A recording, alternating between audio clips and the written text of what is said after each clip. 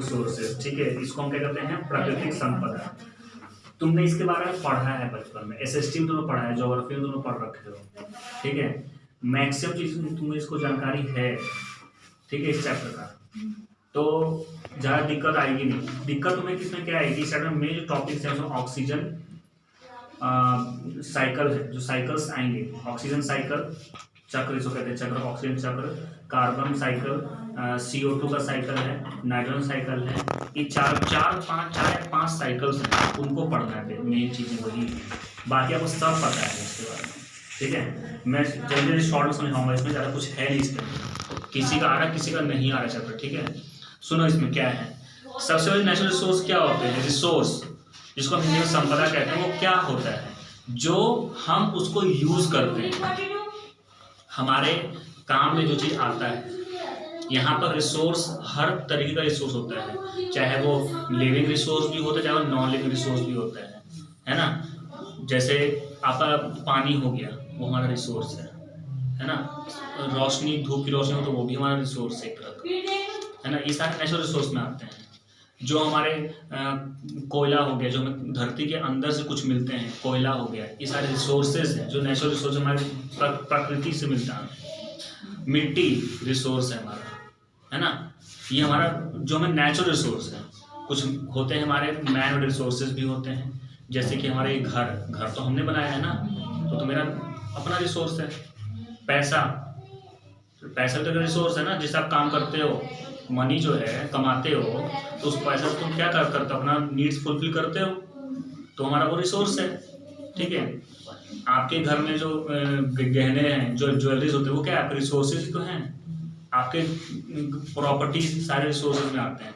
आपके जितने भी फैक्ट्रीज, शॉप्स, जितने चीज़ें आपको सब रिसोर्सेज में आते हैं। आस पास जो आपका है वो सब रिसोर्सेज है, जो नेचर का है वो भी रिसोर्सेज है ना। तो इसमें आपका रिसोर्सेज का मतलब ही ये होता है कि जो सब्सटेंस को हम फ्यूचर में यूज करते हैं, स्टोर करेंगे और उसको हम आगे चल के कहीं ना कहीं उसका यूटिलाइजेशन होता है, उसको हम रिसोर्स कहते हैं। अब नेचुरल रिसोर्स टॉपिक, जो नेचुरल रिसोर्सेस, नेचुरल का मतलब होता है जो प्रकृति से हमें मिलता है। तो resources which are obtain from nature, जो संपदा हमें प्रकृति से मिलता है उसको कहते हैं हम प्राकृतिक संपदा, जिसको हम इंग्लिश में नेचुरल रिसोर्स कहते हैं। एग्जाम्पल, लैंड, वाटर, एयर, है ना, सनलाइट, ये सारे में नेचर से मिलता है। फॉरेस्ट हमारे नेचुरल रिसोर्स है, तो ये सारे नेचुरल रिसोर्सेज में आते हैं। बायोस्फीयर क्या होता है, बायोस्फीयर भी तो हमारे नेचुरल रिसोर्स में आता है। बायोस्फीयर मतलब क्या होता है, बायोस्फीयर का मतलब होता है the region of earth crust and atmosphere, जिसमें लिविंग ऑर्गेनिज्म रहते हैं, उसको हम बायोस्फीयर कहते हैं। क्या कहते हैं इसको, जैवमंडल, हिंदी में जैवमंडल कहते हैं बायोस्फीयर को। जैव मतलब जीवन, जहाँ पे जीवन है, जहाँ पे लाइफ एग्जिस्ट करता है, उसको हम कहते हैं बायोस्फीयर। बायोस्फीयर में आपका लैंड आता है, आपका एयर आता है, एटमॉस्फेयर आता है, एटमॉस्फेयर में आपका हवा आता है, ऑक्सीजन और नाइट्रोजन, सब जितने गैसेस सब कुछ आता है। तो देखते हो कि हम धरती पर हैं और इस धरती से हम कुछ ऊंचाई तक ही हम सर्वाइव कर सकते हैं, और ज़्यादा ऊंचाई पे जाओगे तो आपका ऑक्सीजन की कमी हो जाती है, होती है ना। तुम जितना धरती से ऊपर चलते जाओगे तो आपकी ऑक्सीजन कमी होती जाएगी, तो आपको सांस लेने में दिक्कतें होती हैं, ठीक है। तो वही चीज़ होता है कि हम एटमॉस्फेयर, मतलब बायोस्फीयर मतलब होता है जहाँ पे आपका एटमॉस्फेयर होता है, जहाँ पे लाइफ एग्जिस्ट करता है, जहाँ पे ज़मीन होता है, धरती होती है, जहाँ पे हम रहते हैं, जहाँ पे हम सांस लेते हैं, वो हमारा बायोस्फीयर होता है, जैवमंडल, ठीक है।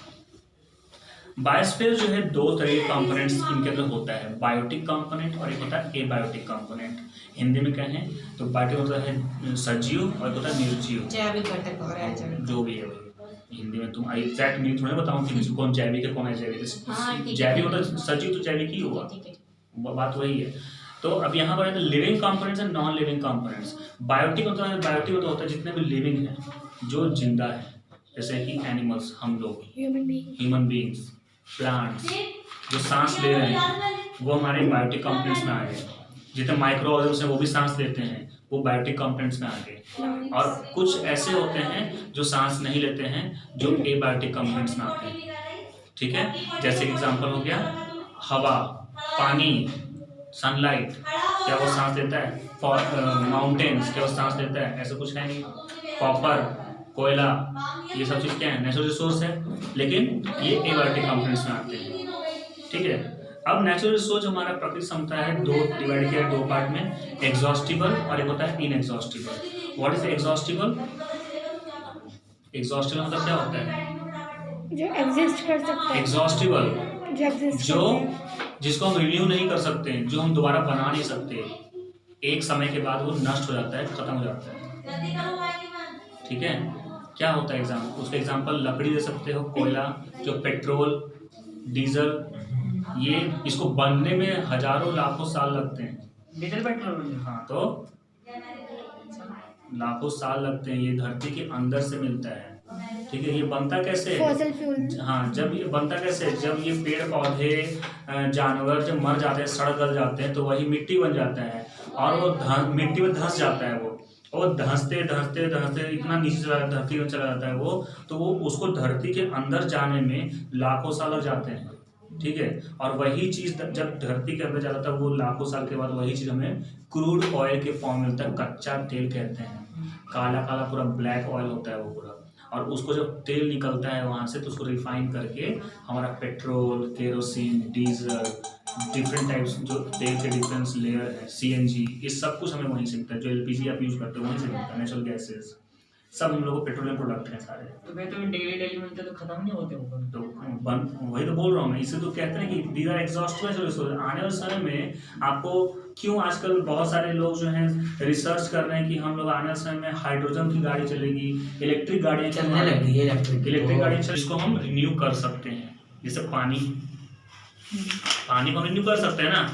अब पानी, जैसे हम पानी के नदी के बीच में हम डैम बनाते हैं। हम डैम क्यों बनाते हैं? ताकि एक तरफ का जो नदी का बहाव है वो रुक जाए, वो धीरे धीरे क्या होता है, वो ऊपर लेवल बनता है, एक तरफ पूरा सूखा हो जाता है। तो डैम इसलिए बनाते हैं ताकि ऊपर तक राइज करता है, और वहीं से डैम से पानी नीचे पूरा ऊपर, जब डैम का पानी ऊपर तक लेवल बढ़ गया, तो वहां से उनका खिड़की दरवाजा खोल दिया जाता है। बड़े बड़े होल्स होते हैं, बहुत बड़े बड़े होल्स होते हैं, छेद होते हैं, उसको खोलते हैं तो पूरे ताकत से पानी नीचे झरने से नीचे गिरता है।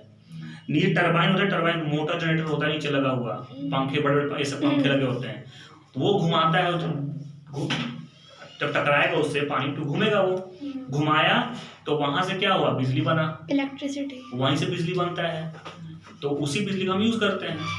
तो वही पानी का हमने ऊपर तक यूज किया और वही पानी नदी बन गया आगे जाके, रिन्यू हुआ ना। ठीक है। हम पानी का इस्तेमाल करते हैं बर्फ बनाने के लिए, बर्फ से पानी बना सकते हैं, रिन्यूएबल सोर्सेज हैं, है ना।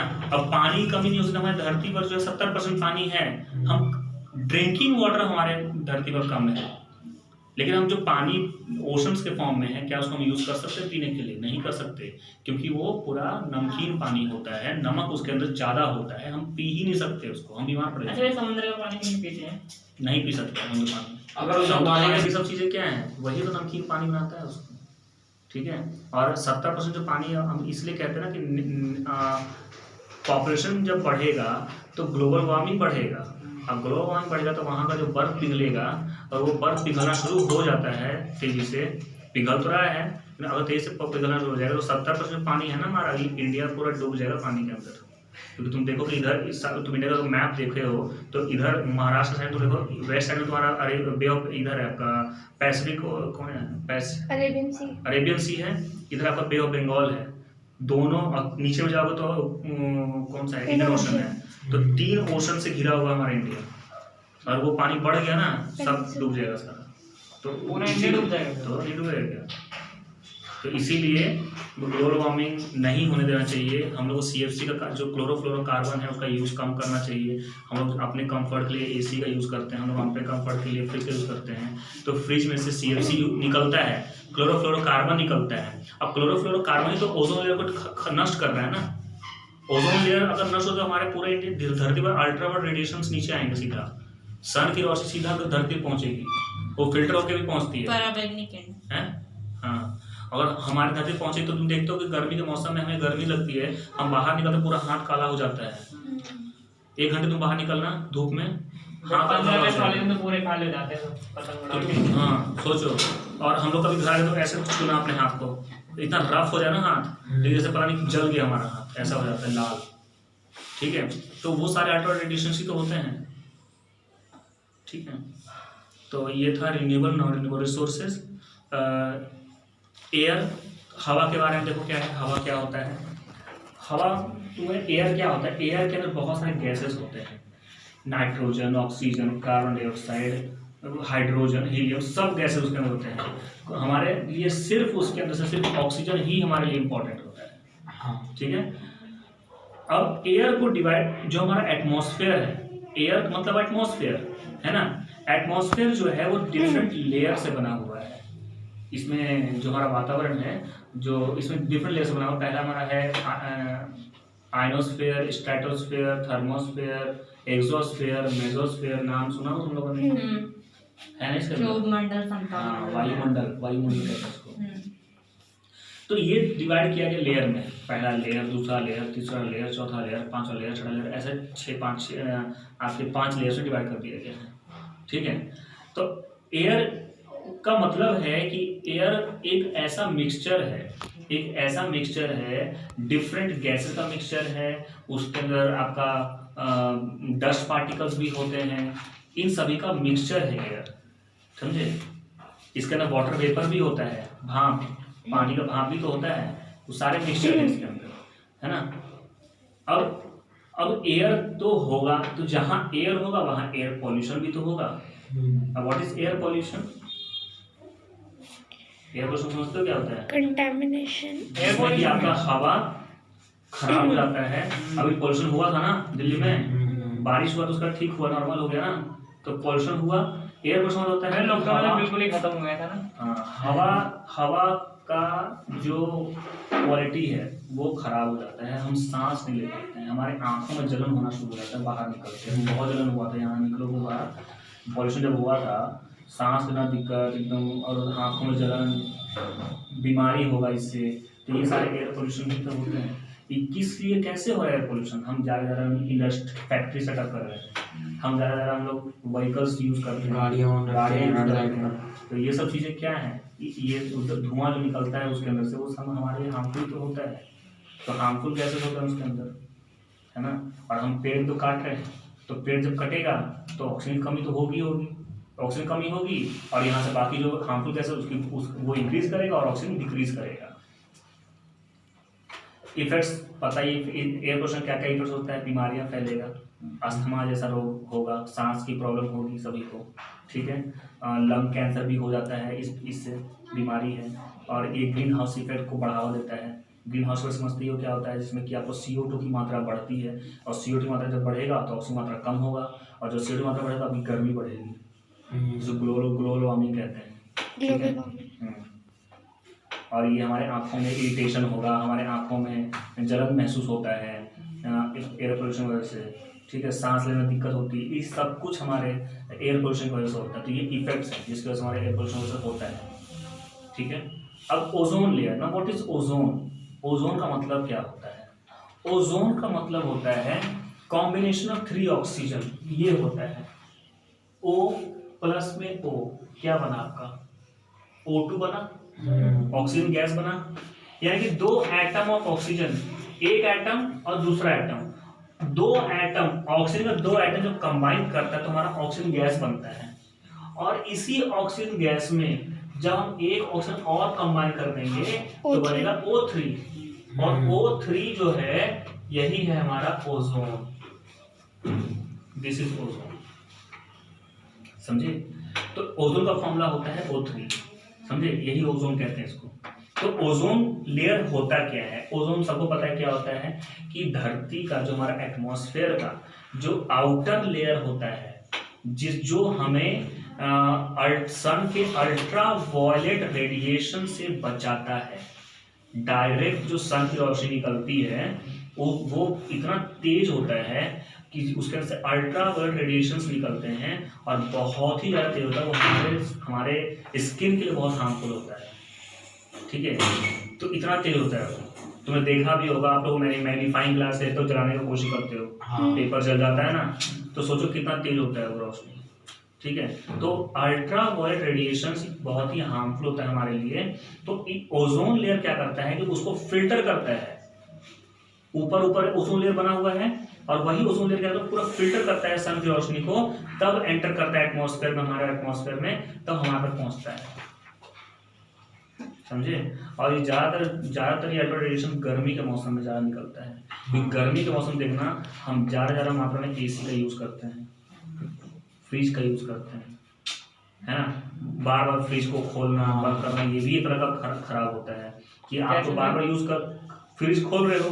हम फ्रिज क्यों रखते हैं? ताकि हमारा खाना खराब ना हो, हम इसलिए रखते हैं ना फ्रिज। तो फ्रिज का मतलब एक बार 10 बार खोलेंगे, एक बार बंद फिर खोलो फिर बंद, तो खोलने और बंद करने से जो उसके अंदर गैस निकल रहा है वो गैस ही हार्मफुल होता है हमारे ओजोन लेयर के। हमारे तो ठीक है, लेकिन ओजोन के लिए हार्मफुल है वो गैस।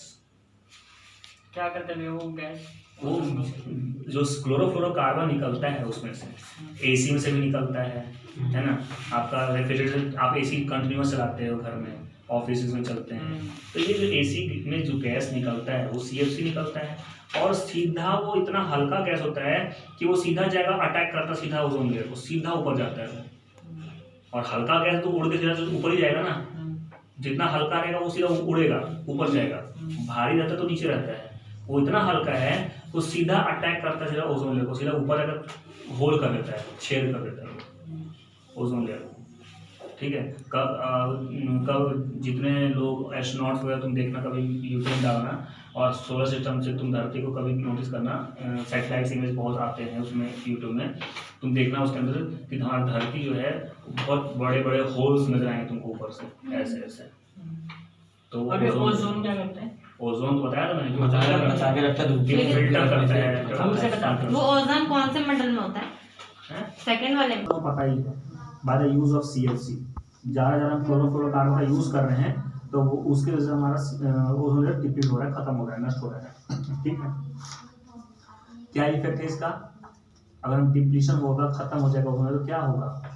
हमारा स्किन कैंसर होगा, बीमारी होगा स्किन कैंसर। ठीक है। उसके बाद हमारा जो खेती होती है, हमारे फसल जो उगता है वो कम उगेंगे, बहुत ही कम उगेंगे, बाकी फसल जल जाएंगे, ऐसी नष्ट हो जाएंगे। धूप की रोशनी इतनी पड़ेगी, सारे खराब कर देगा उसको, नष्ट कर देगा, है ना। स्मॉग फॉर्मेशन होगा। स्मॉग समझते हो क्या होता है? स्मॉग, स्मॉग मतलब होता है फॉग प्लस स्मोक, धुआं प्लस कोहरा जो होता है। तुम देखना अभी बीच में हुआ था, कल हुआ था कल हाँ। तो उसमें स्मॉग होता है, स्मॉग, उसको स्मॉग कहते हैं। उसमें धुआं भी होता है, mixture of smoke plus fog, वो हमारा स्मॉग होता है। तो इस वजह से स्मॉग भी हो सकता है।